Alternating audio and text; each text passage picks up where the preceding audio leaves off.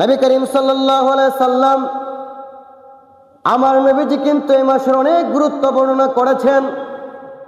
এই মাসের মধ্যে এমন আরো অনেক ঘটনা রয়েছে যার কারণে এই মাসটা গুরুত্বপূর্ণ।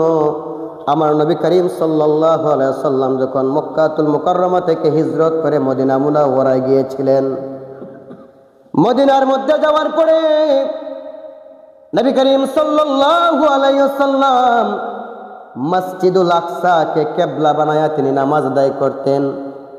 মসজিদুল আকসা যেটা ফিলিস্তিনের মধ্যে রয়েছে, এই মসজিদুল আকসা আমাদের প্রথম কিবলা ছিল।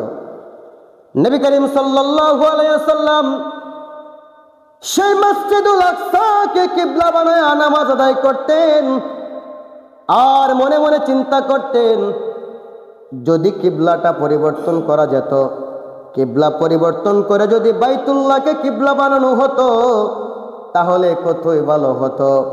আমার নবী মনে মনে চিন্তা করেন, ওইদিকে আল্লাহ পাক রব্বুল আলামিন ঘোষণা করলেন, নবী ও বন্ধু আমার, আপনি যে মনে মনে চিন্তা করছেন আমি আল্লাহ কিন্তু আপনার মনের খবর জানি। আমি ঘোষণা দিলাম, আপনাকে স্পেশাল পাওয়ার দিয়ে দিলাম, ও নবী আপনি কিবলা পরিবর্তন করে বাইতুল্লাহকে কিবলা বানায় নেন। বলেন সুবহানাল্লাহ। এই আয়াত আল্লাহ পাক রব্বুল আলামিন কিবলা পরিবর্তনের ঘোষণা যেই মাসে দিয়েছিলেন ওই মাসটা হলো শাবান মাস, যার কারণে এই শাবান মাসটা হলো অত্যন্ত গুরুত্বপূর্ণ একটা মাস।